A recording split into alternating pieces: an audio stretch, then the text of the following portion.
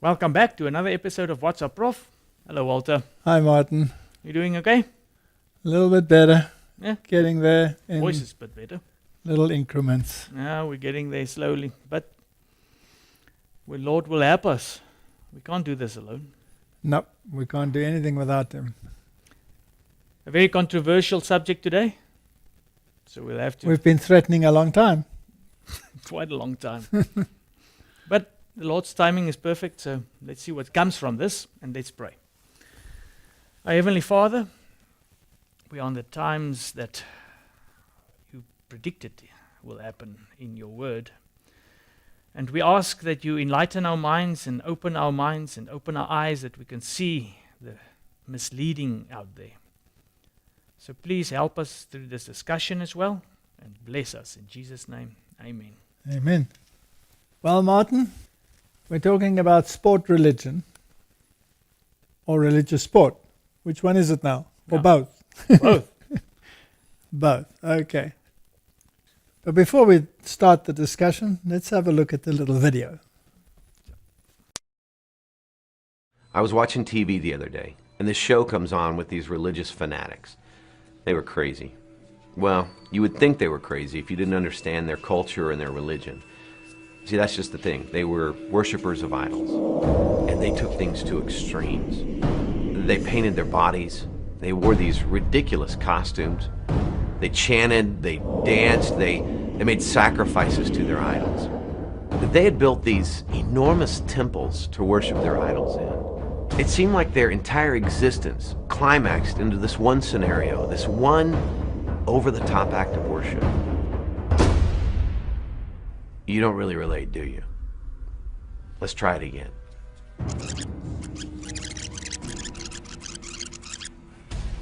I was watching TV the other day, and this show comes on with these religious fanatics. They were crazy. See, that's just the thing. They were worshippers of idols, and they took things to extremes. They painted their bodies. They wore these ridiculous costumes. They chanted, they danced, they made sacrifices to their idols. They had built these enormous temples to worship their idols in.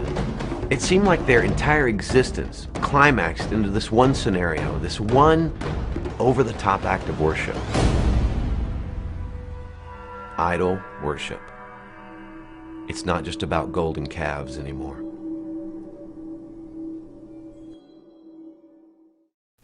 Is that food for thought? I think that's a good setting to what we want to discuss, because I think everybody can start relating to what's going on there. All right. The question is always, what is behind it? Mhm. Where is it leading? What is the intention? And how can it serve the purpose of those that manipulate it? Yes. That's the question, right? All right, let's go to the book of Exodus. Exodus 32. Verse 2 to 6. And Aaron said unto them, break off the golden earrings which are in the ears of your wives, of your sons, and of your daughters, and bring them to me. He made it a molten calf, and Aaron made proclamation and said, tomorrow is a feast to Jehovah. And they rose up early on the next day and offered burnt offerings and brought peace offerings, and the people sat down to eat and to drink, and rose up to play. Now, Martin, this sounds like an end time scenario. People were eating and drinking, and they were so involved in idleness. If you look at Sodom and Gomorrah, the great sin of Sodom and Gomorrah was idleness, an abundance of idleness, not knowing what to do with the time. Yeah. And so they rose up to play. Now, what did they play? Before we go to what they rose up to play, it makes me also think of the banquet in Nebuchadnezzar's hall. They were eating and drinking, and they all were probably also Correct. doing all sorts of things just before a judgment came. And in the Roman feasts, there was gluttony, there was eating and drinking, and then they had the games. Yeah. And they entertained thousands in their colosseums, etc. So they rose up to play. Now this play is sport. They were practicing sport, which was an ancient ritual, which was part and parcel of the sun worship ritual. So let's just go a little bit deeper. We read 13 manuscripts released. These scriptures are a treasure house of precious pearls, and you all need them. How much time is spent by intelligent human beings in horse racing, cricket matches, ball playing? But will indulgence in these sports give men a desire to know truth and righteousness? That's a good question, right? Mm-hmm.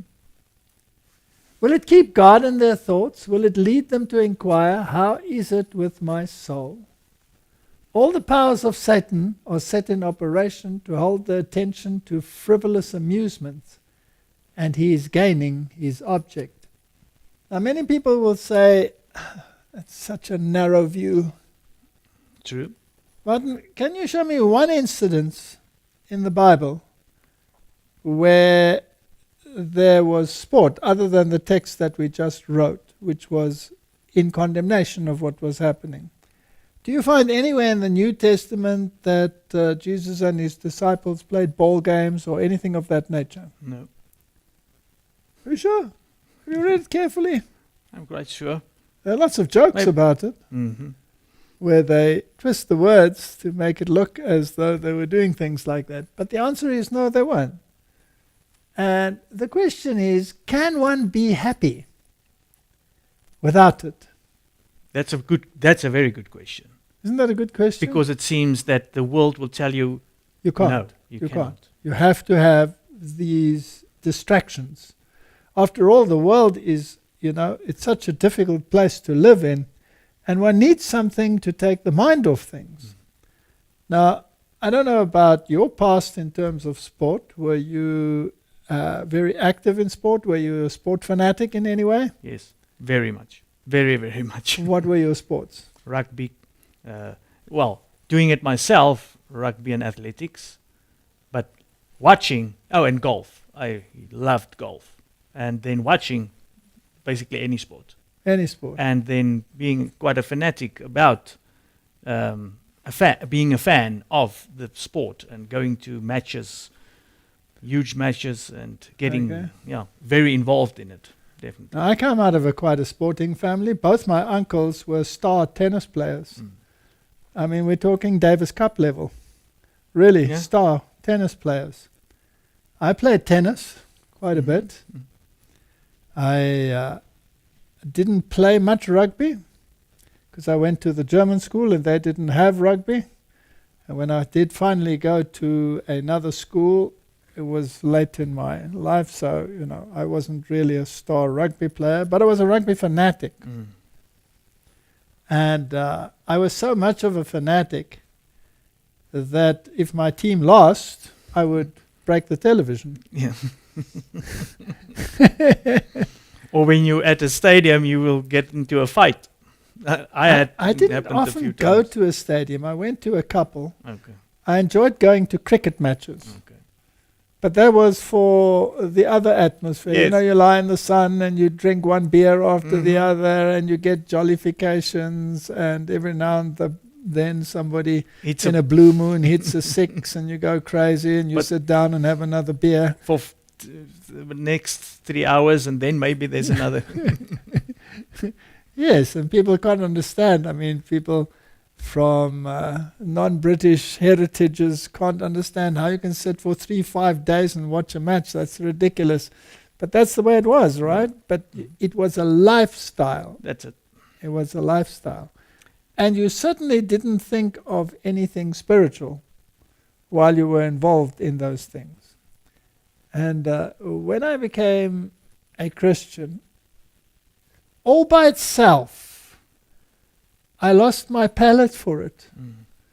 It somehow didn't seem to matter who won, because one year one team wins and everybody goes crazy. The next year the other team wins and everybody goes crazy. Either somebody is totally devastated and forlorn, walking around with a mourning face, and the other one cheering and shouting and hooting and carrying on like crazy and drinking themselves into a stupor. and the next year it's the other way around.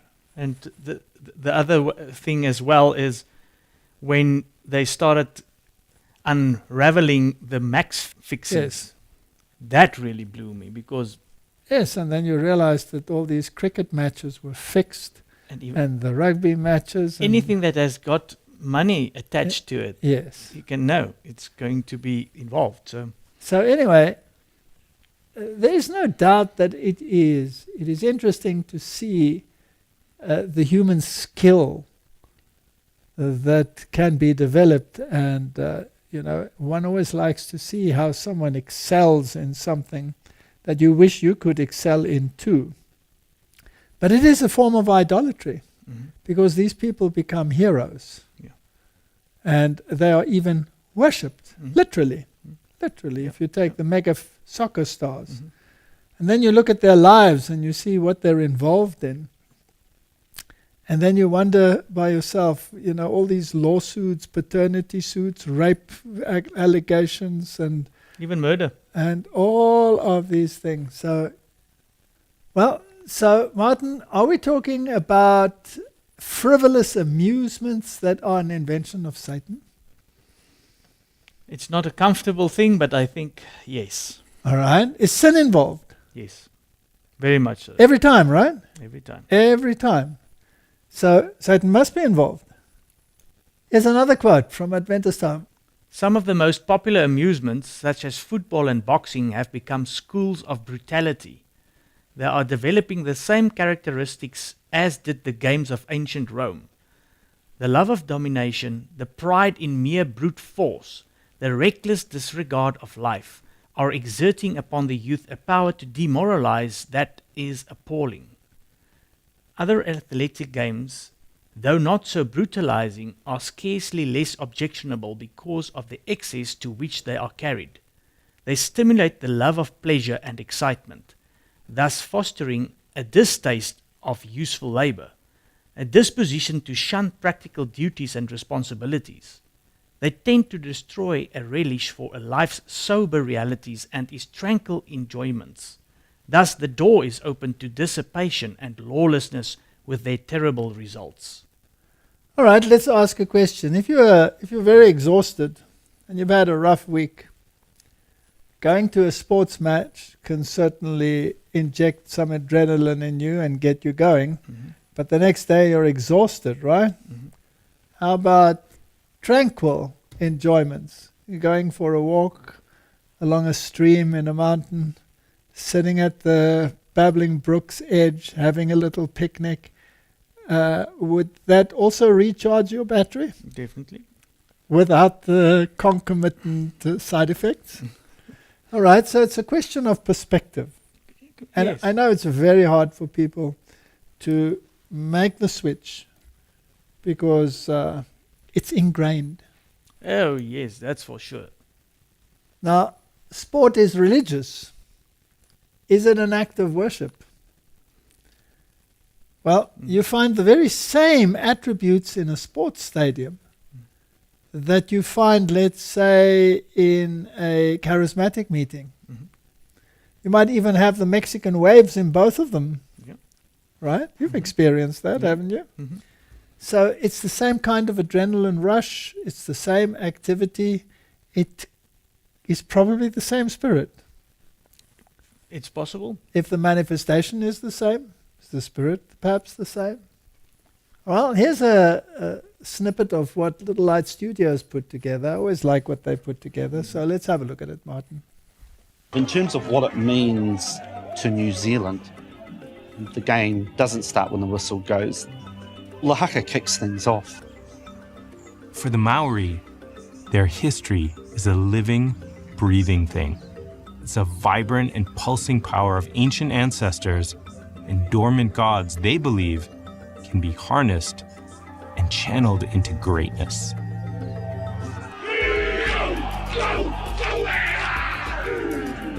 It would be very strange for an All Black team to not perform a haka. You'd almost be thinking, am I watching rugby or another sport? It's a pre-match ritual. It's about getting the mindset right. It's about knowing that we are about to do battle, and they will put their best foot forward when it comes to combating their opponent. A haka needs to be felt. You need to be inside, looking out and expressing and letting it go. Your body is just a vehicle for this magic thing called haka. Is it a religious activity? Very much so. It is, right? Yeah, it's a battle. And it is an empowerment. Is it basically asking the Lao, the lesser gods, to come and give you extra power? Yeah, Is it supposed to be intimidating? definitely. The more, I mean, if you take rugby matches, boxing, before a big box match, how is the intimidation from both the boxers? And the staring down and the this. And I've seen so many over the years in my life. I used to watch boxing quite a lot, where that one round is the last round that person will ever fight because he dies in the ring. And then there's a huge hue and cry about the safety of boxing, which lasts for about a week, maybe two. And then you're back to square one and you go back into the ring until the next one dies. Or they are mutilated and brutalized and become punch drunk and sit like cabbages for the rest of their life. Right? That's it. Can that be from God? You see, that we're going to have to talk about this because we're going to have to talk about talents. Yes. When is a talent from God? Is it a talent if I can knock your brains out? If I read the scripture, I can't see that because we'll Okay. get to that because is Christ's other-centeredness? Well, Martin, we've said that it's sun worship. Let's just add some evidence to that. There's a book that is called The Sun in Myth and Art, and it's a UNESCO publication. It's a very thick document, big book, and with brilliant color pictures in it. And they talk about the sun game of polo was actually played with an ignited sun ball. So polo was known to the Persians and restored to its original sun game significance by Akbar. Scoring a goal with the sun ball was equated with the triumph of light over darkness, good over evil. The ball is a sun symbol in all such sports as football, hockey, basketball, and cricket. Baseball is related to the sun in the sundial shape and pattern of the field, as well as its rules of play and scoring. Like all sports, baseball also embodies the sun's seasonal cycles in much the same way as ancient ceremonial contests were held as part of fertility rites. So, out of the horse's mouth, it is a system of sun worship. And if you look at the patterns on the ball, you'll find these same patterns in one measure or another on footballs or any other ball. Now, some balls are oblong, like a rugby ball, for example, or American football. It's an oblong ball like we can see on the stage here. Now, that's a symbol of an egg. And that's the cosmic egg that gives birth to the Savior. Yeah.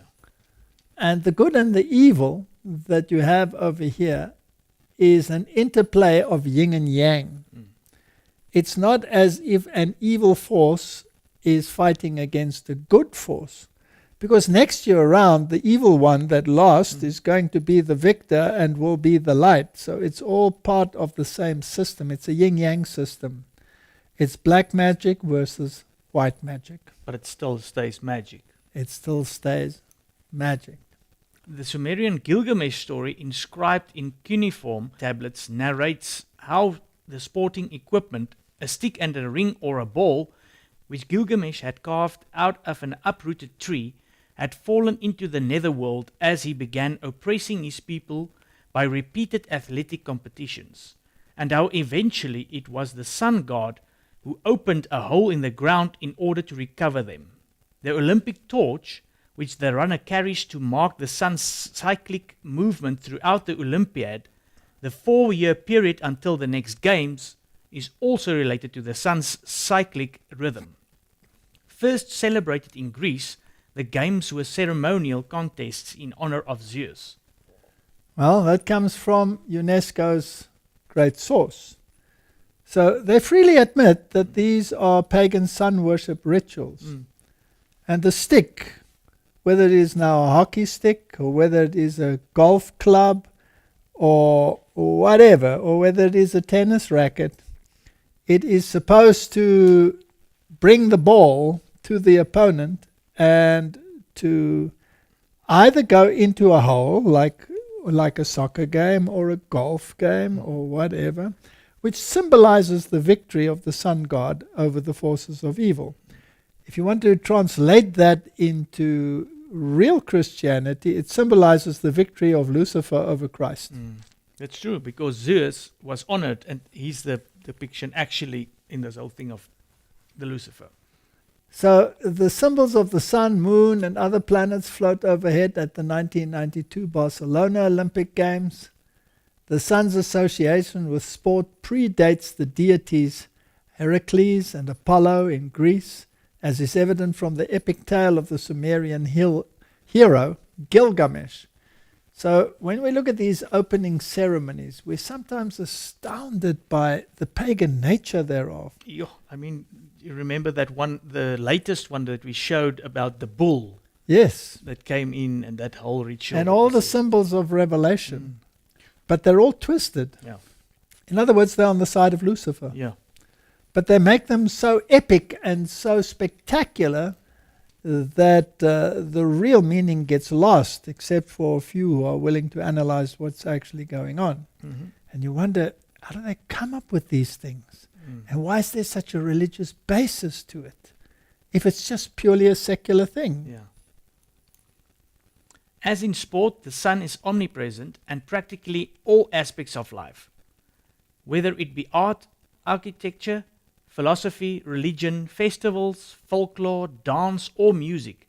Every morning a pagan god of the day awakes up, for the Romans in the early centuries of the Christian era named each day after the 7 planets: Sun, Moon, Mars, Mercury, Jupiter, Venus, and Saturn. So they were under a different deity each day. Are you under a different deity each day, Martin? No. The same God every day, every minute, every second. Now we use these names and they are part and parcel of society these days. In biblical times it was the Sabbath. First day after the Sabbath, second day after the Sabbath, etc. Until you got to the preparation day, and then it was the Sabbath again. Sabbath. But how many countries still have it exactly like that? There's quite a few. I mean, I know for Georgia, and I think Portugal as well. In Portuguese, it's still the first day, the second day, third day, fourth day, and then Sabbath. All right. So if we look at the symbols that we see at the Olympic Games, for example, you will see the rings, of course. And the rings denote the 5 continents joined together in a unit. That is one world universal governance, to be achieved largely through sport. And war is to be replaced by sport. Then you still have your rivalry, but you have your unity as well. And then, of course, you have the sickle moon and the star in it, which is the birth of the sun god, because that sickle moon represents the uterus of the goddess. Yeah. Isn't that the Baal Hadad? Yes, and exactly the same thing happens. Mary stands on the sickle moon, and we don't have to go into all those details. And you have all of the same symbolism hidden, but it's always there.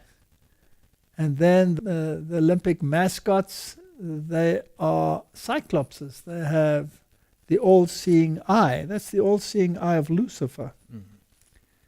And here's the Rio 2016 games. There you have the laurel wreath, which is the same that you will have in Roman times and the same that you will have in the United Nations logo. It's actually a Roman symbol of unifying everyone under one umbrella. Yeah.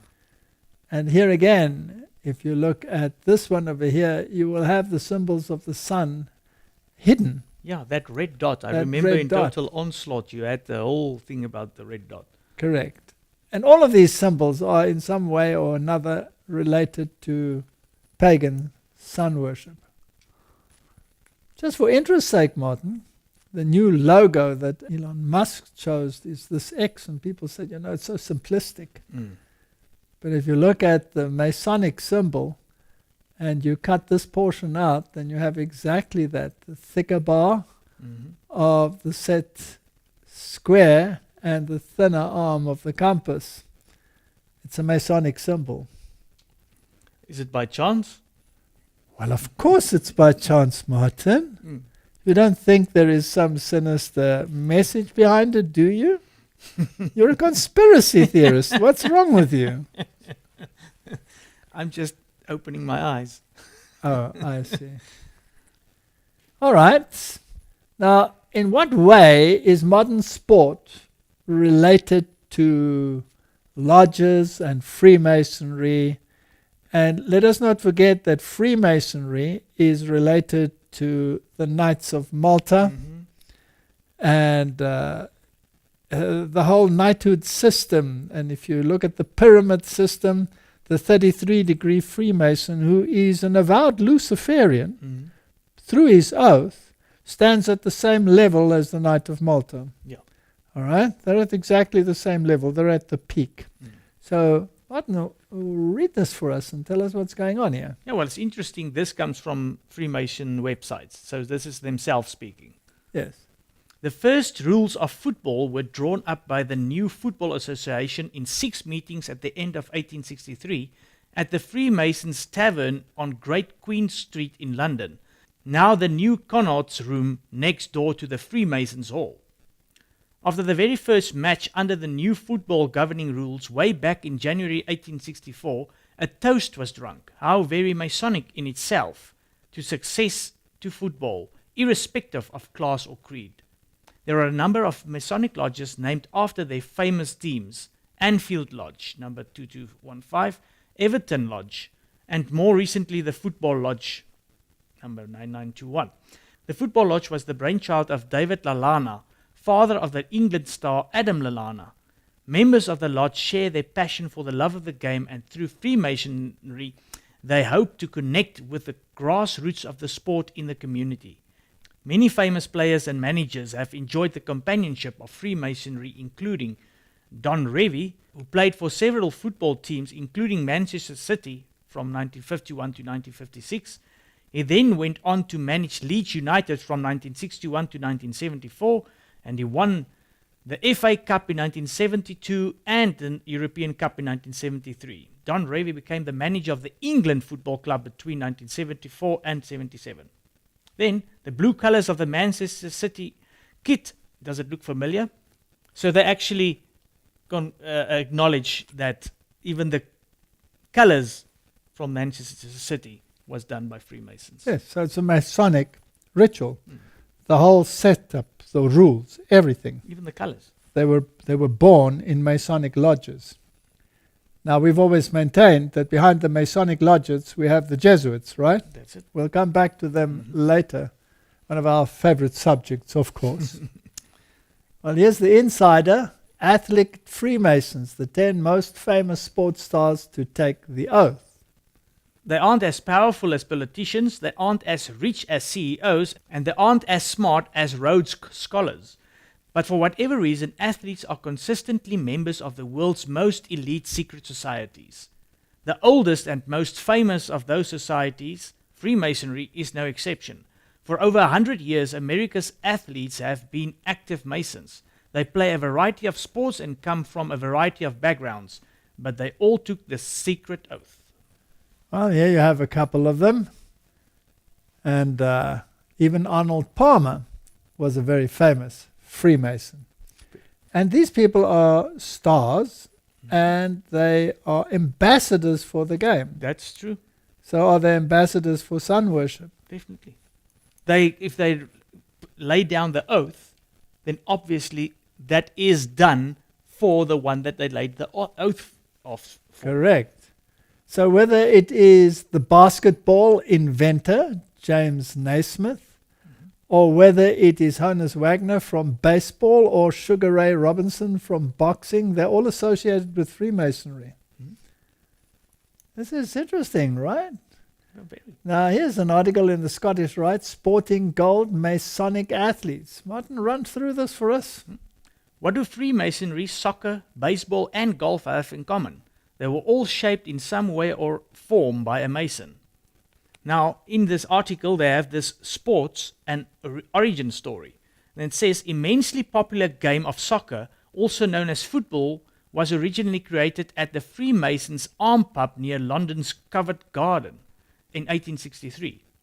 In the process of deliberating the rules of the game, Masons created two categories of football: association football and rugby football. Initially, the differences between the two were blurry, but by 1874, they had settled into the distinct sports we know them to be today. There are even aspects of soccer and rugby that are mirrored in Masonic rituals and traditions. The king of golf, considered one of the greatest golfers of all time, Brother Palmer, was a 33 degree and was raised as a master mason in 1959 at the Loyalhalla Lodge in Pennsylvania. He also the man who brought golf to communist China. Brother Palmer's decades of service earned him the Scottish Rite Gorgas Medal in 2010. So if you achieve something and make something prominent, then you get rewarded with medals and honors and accolades. And where you get awarded with these accolades, look at who's the chiefs in that system. Now, if we look at these things, Martin, and we look at the dates when most of these sports originated, they're all here in the late 1800s, right? Does that sound like an end game to you? Where do the 2,300 days end? 1844. 1844, and just thereafter, you have all of these things. In 1844, you had the first ecumenical organization, the Young Men's Christian Association. Then you start getting ecumenism. Then you had the communication systems. Then you had the great railways developing. You had all the means to spread either the truth or the error. You had all these error religions and everything. Everything popping up at the same time. You had false prophets and true prophets appearing at the same time. You had religious revivals at the same time. And then you had the development of these great sporting fraternities, all born in Masonic lodges, which, by the way, are run clandestinely by the Knights of Malta and the Jesuits. That's it. Okay. So we talk a little bit about the Jesuits. Let's go. All right. We know that the Jesuits were created to counter the Reformation. Now, we've spoken about these things many times, Martin. And the way they went about it was to create a system called learning against learning. Martin Luther warned that if the Bible should be removed as a standard book in education, that would be a sure sign that the world was on the road to perdition. So one of the first things the Jesuit did was to infiltrate the institutes of learning, the great universities of the world. Many of them were Protestant institutes. Weren't they also actually brought up as theological schools? They all started as theological schools. And then they were secularized. That was the first step. They had to be secularized. And you had to bring in a system of science which countered what the Bible said.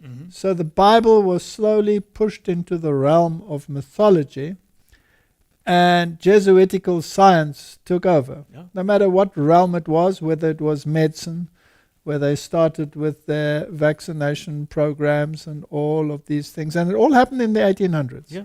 In renewment that we spoke of, Yes. cardinal. And all of these removals and moving back towards the rituals. And then the great systems of learning against learning were introduced, the great universities of the world. But they were all based on the same curriculum. They were all exactly the same. But they weren't just institutes of learning. They weren't just Oxford scholars, as we read just now. They might not be so smart, these sportsmen. But associated with each institute of learning, there was an institute of sport. Yeah, that's what they brought in. So they brought in Jesuit entertainment, right? Jesuit theatre. Mm-hmm. Now, Jesuit theatre is, of course, Hollywood today. Mm-hmm. But in those days, it was the great stage shows, the great operas, and whether it was Faustus or whether it was Shakespearean, it doesn't matter. They all had this occult Macbeth type of depth to it. And they were probably written by pseudonyms. Shakespeare was probably written by Sir Francis Bacon, for example, high-ranking Rosicrucian and Freemason. So they brought in this occult side of things. And eventually, throughout the world, they started institutes of learning. The great universities of the Jesuits, the Pontifical Gregorian University, Georgetown University, and then the plethora of universities that are actually under the control of the Jesuits without anybody really knowing it. Right? If you go into their boards, you will see that the same board members control one university after the other, but they all have a sporting section. And the greater the university, the greater the sporting action. So Yale University, Oxford University, Cambridge University, all of these, Harvard University, they will have great sporting arms. But this Gilgamesh epic, these games that took place in the new Colosseums, which were the stadiums, the colleges began recruiting players so that the football side would grow in accordance with the academic side. They were always balanced. And then, of course, you had to bring in the ladies as well. And so you had some ladies' sports and all of these associated with universities as well. But you brought in the cheerleaders, and the dresses got shorter, and the entertainment. Now, is this inducive to religious thought, or is this inducive to carnality? Carnality, for sure. Okay, so all of this came in. And the interesting thing, Martin, is they're all exactly the same. The one might be small, and the other one might be large. And then the universities in the world are rated according to a rating system. And when I started off, I worked for a very small university. And I was appointed as a science lecturer in biology. And I was given certain courses to teach. And off I went. And then I graduated to a very prestigious university.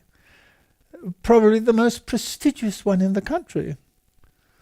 When they called me in and they gave me the job interview and they finally gave me the job, they didn't say to me, excuse me, but you are now at an institute of advanced superior learning.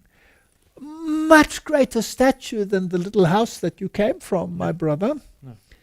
So now you will have to learn an entirely higher echelon of science in order to do this. No, they said you will teach endocrinology, you will teach histology and pathology, you will teach this, that, and the other, and off you go. So it stayed the same.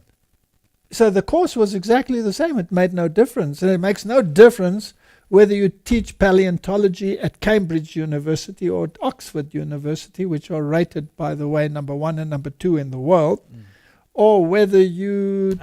number 2 and number 3 in the world, sorry. Yes. Or whether you teach the exact same subject at a little college around the corner. It stays the same curriculum. It stays the same. The laboratory might be a lot smaller, but then you send your students to the big university to do the research there. If they don't have an electron microscope, you use the one from the big university next door. Same. So it's exactly the same thing. The curricula are exactly the same. The science is exactly the same. The sport is exactly the same. The rivalry is exactly the same. So, Martin, this is a system to keep you distracted. Didn't you also, you mentioned to me in a talk that we have had previously, the universities and the sports teams there are the bed where the national teams and the provincial teams come from. Exactly. They all originate out out of that nurturing nest. And this is the way how the whole system flows. And this comes from schools. So it's learning, like you said, against learning. Yes, and the universities were first started by schools. So, for example, the University of Cape Town was actually an arm of SACS, South African College Schools.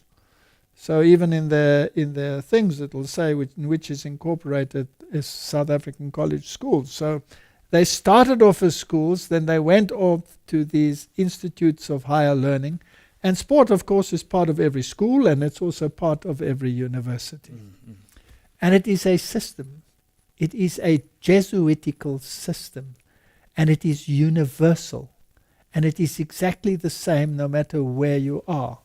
And the question you have to ask yourself, is it even true?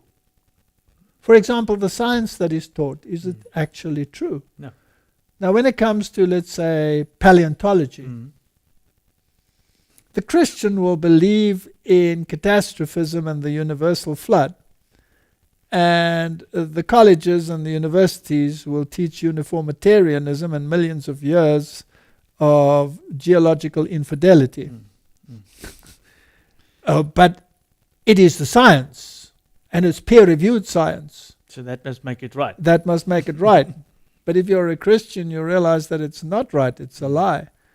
Now, then if you ask yourself the question, if that is true on that level, could it be true on other levels as well? Are there perhaps more than one kind of science? Mm-hmm. Are we realizing this now with the great debates that are taking place in the world as to where certain diseases come from? And is there a divide in the science? And does one get denigrated and the other one elevated?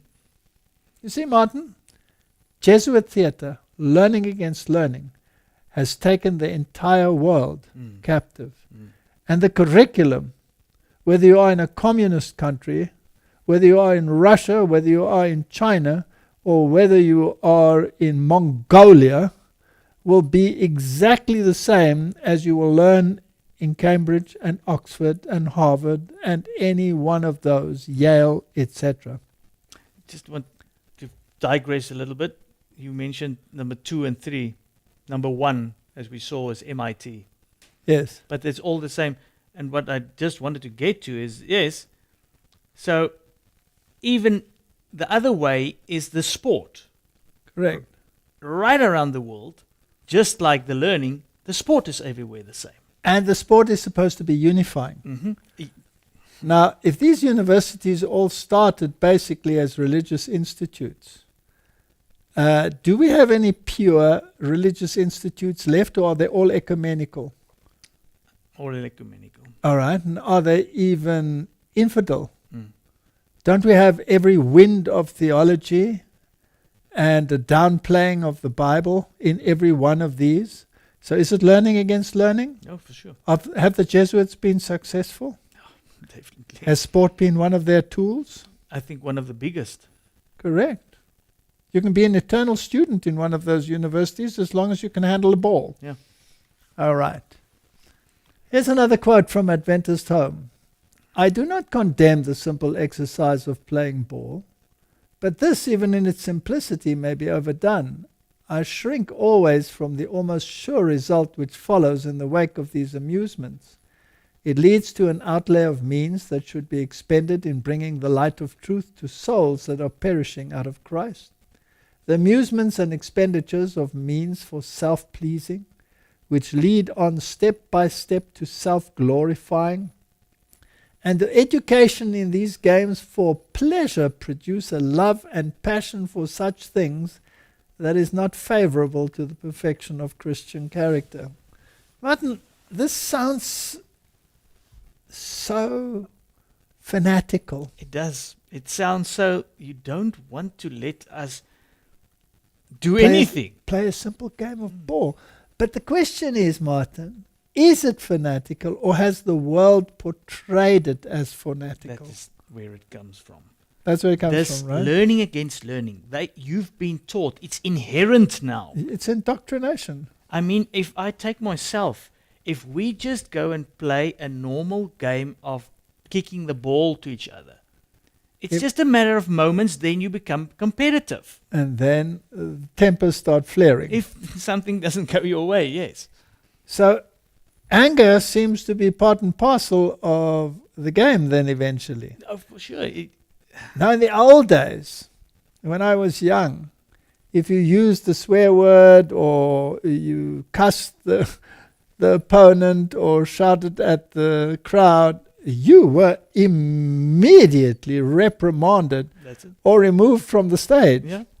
But these days, that seems to be something desirable. It is, especially in some sports like soccer.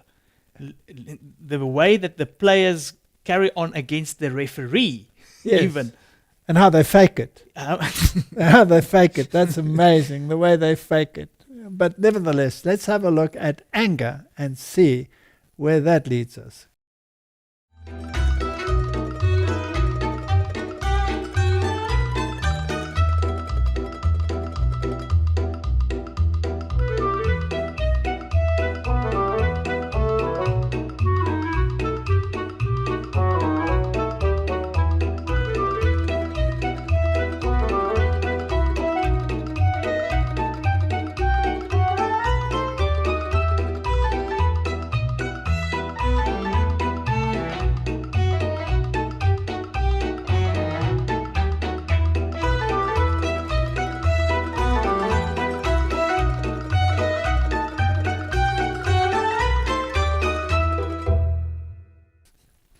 Martin, that's from God, right? I must admit, you know how many times I felt like that when I was on a sports field. I know. I felt exactly the same. When my team lost, I did exactly the same thing. I was horrendous. Now, does it have to be that way? No. But how much restraint does it take not to go that way? You know what? The thing is, in some of these practices, you are taught to how many of these people in your, especially when you get to, like I'll take for instance, when I did athletics, they teach you how to, you lay down and you visualize your whole race and you visualize how you're going to overtake the rest of the people. Then you go to rugby. You have to, they sweep you up in any game, American football. If you watch movies on it, everybody is riled up. They have to go into a huddle. They have to come out shouting like crazy, and off they go. But the other side does exactly the same thing. But how biblical or how much God-centered is that? All right, let's look at the opposite. Let's look at this little clip from Little Light Studios. I distinctly remember reading about children in other countries that had never experienced competitive sports. For instance, in the Israeli kibbutz tribe, the children would spontaneously arrange to divide their prizes equally among the members when a contest was won. The Mixtikans tribe regarded the envy and competitiveness of sports as a minor crime, and the Tangu create entertaining games in which the object is to come to an exact draw. The most interesting one of all was the Ubuntu tribe. One day, a Western anthropologist went to Africa to study the social behavior of an indigenous tribe. He proposed a game to the children, and they willingly agreed to be part of it. He put a basket filled with fruits underneath a tree and made the children stand 100 meters away.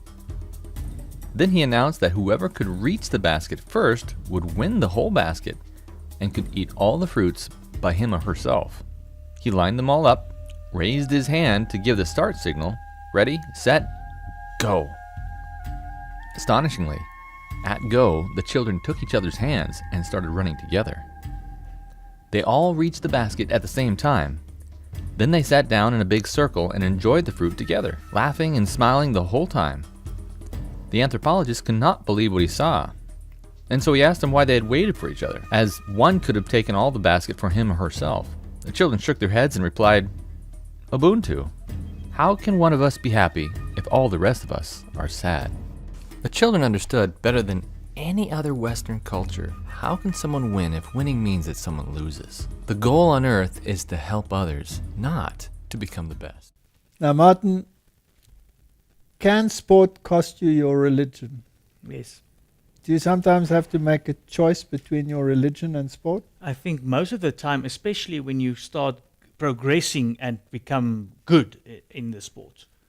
And the draw is sometimes so great that you cannot resist. I've known quite a number of people in our church that were so good at a particular sport that they were called to either the provincial team or the national team. And they had to make a choice.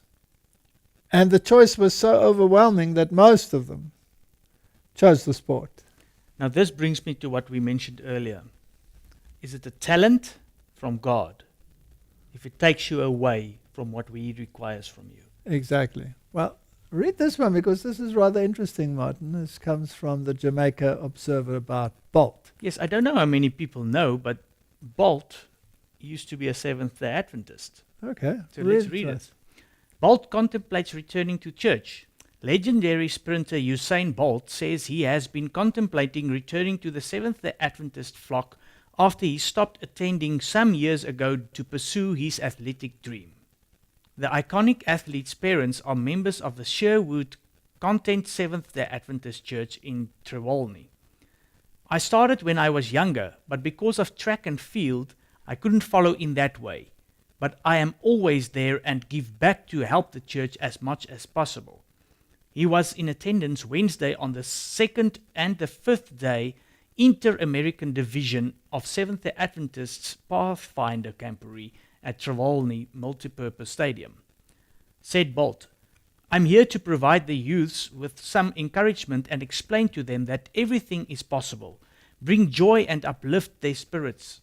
My mother is a big Seventh-day Adventist, so I'm just happy to be here and show support, he said.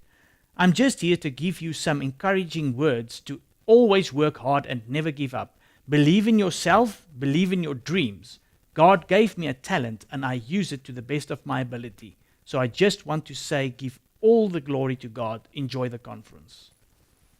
Martin, is there a little bit of a mixed bag there? Oh, there's a lot of conflicting statements there. But it just shows the conflict that rages in a person. That's the thing.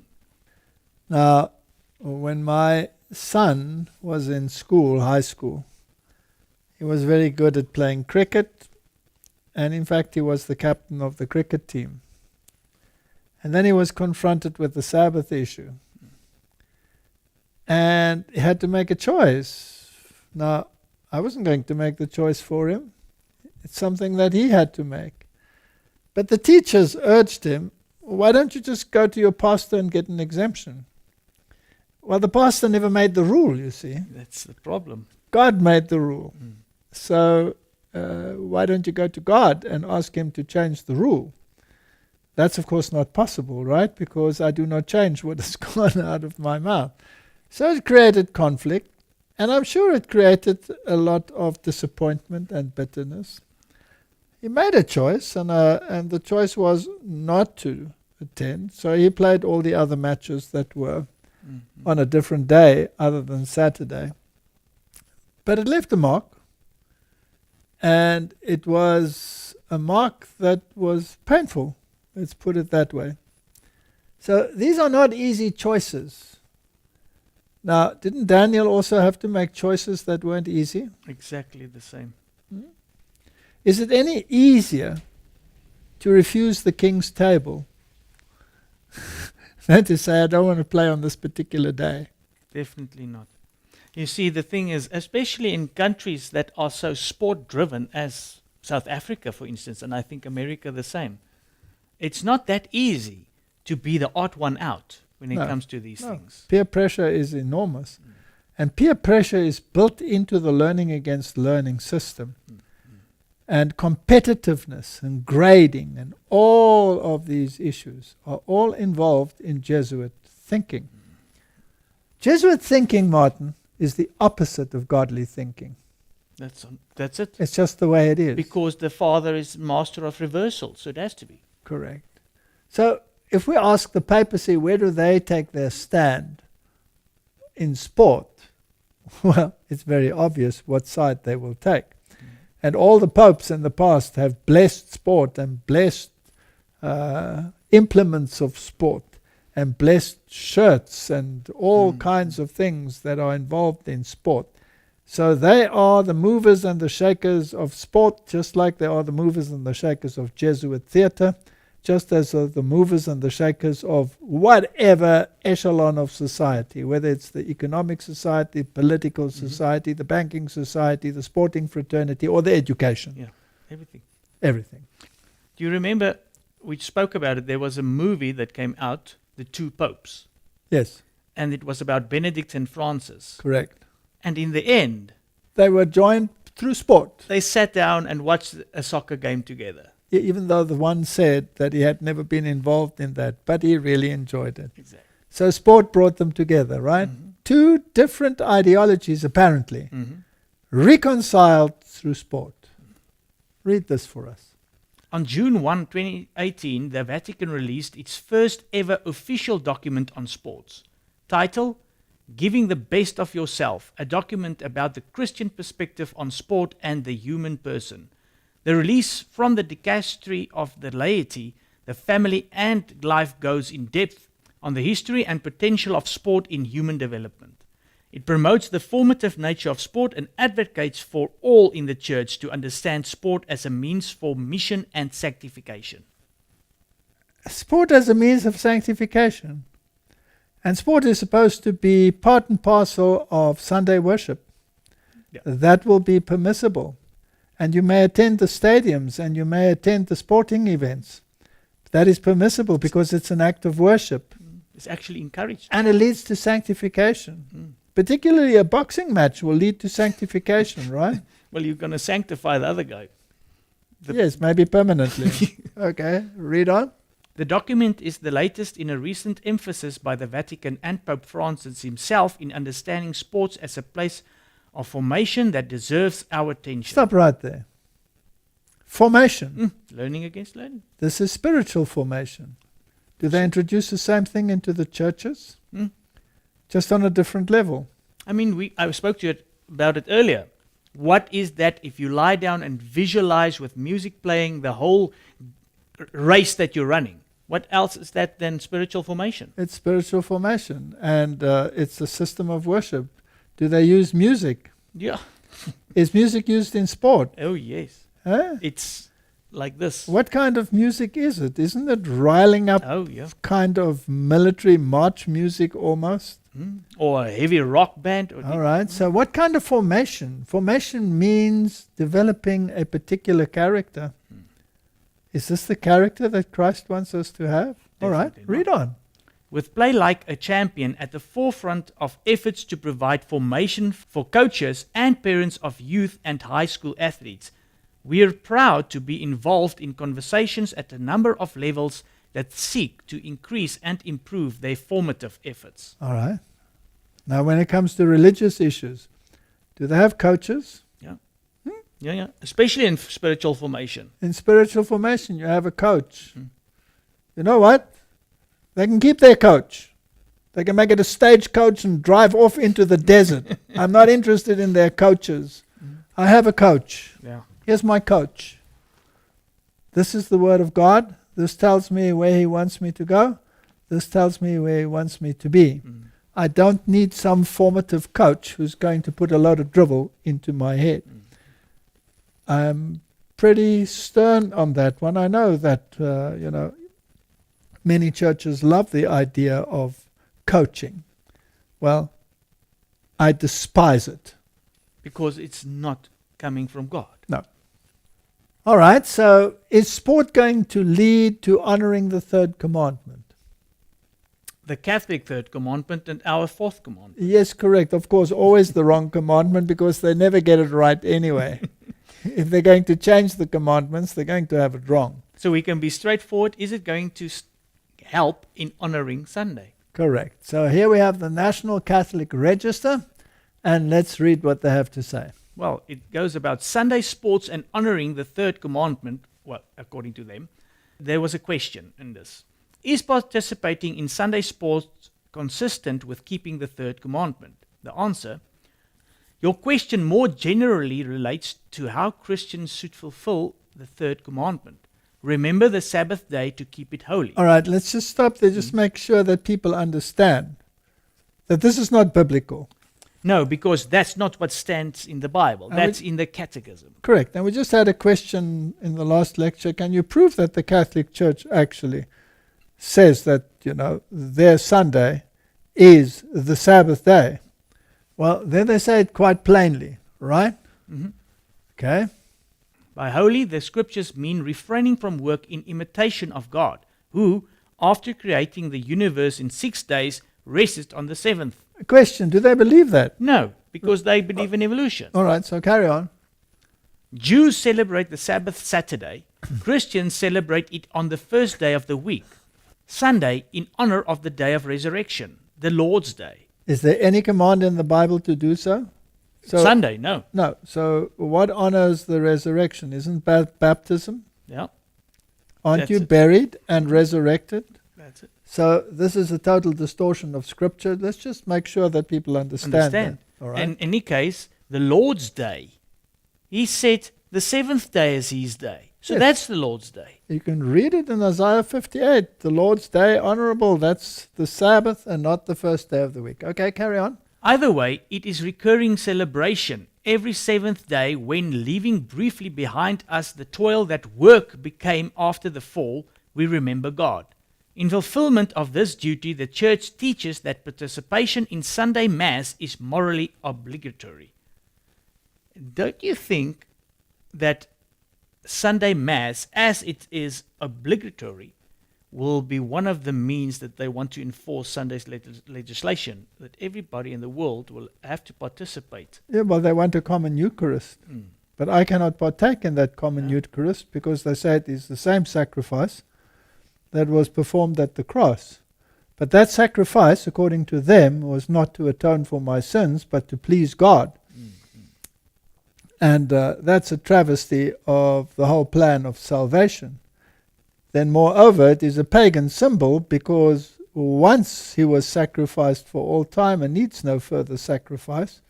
So that is why they are called priests, because they are bringing a sacrifice. But they're not bringing the sacrifice that the Bible wants. The sacrifice that the Bible wants is a contrite heart and a repentant spirit. That's the sacrifice that God wants, and that's the only sense in which we can be priests. But to bring an offering, which is a literal representation of what happened at the cross, is a blasphemy. Yeah. All right, so continue. At their best, the watching and playing of sport can be a wonderful break from the weekly grind and time for family solidarity.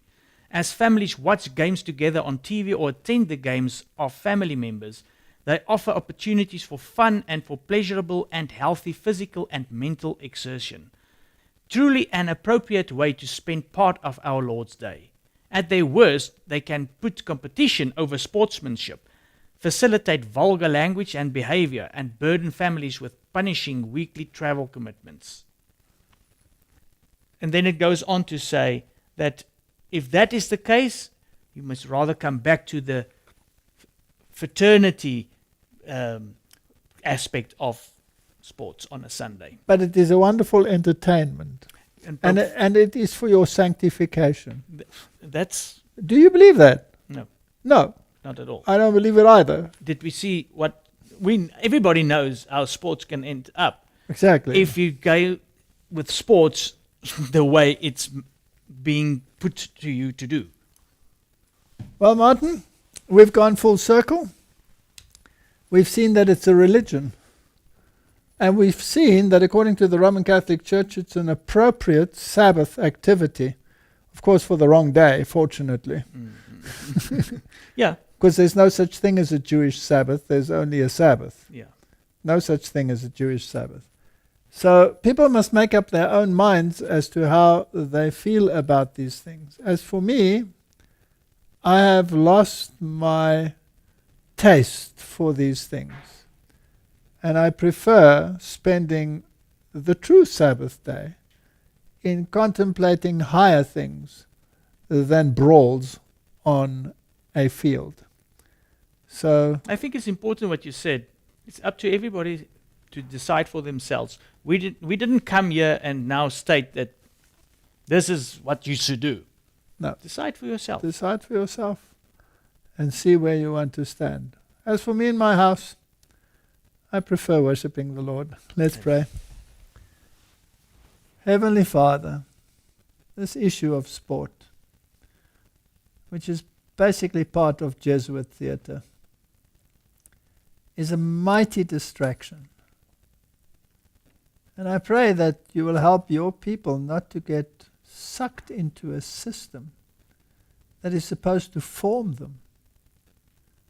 Is this a formation that leads to an emulation of the character of Christ? Let us ask ourselves the question, and let us act accordingly in Jesus' name. Amen. Amen.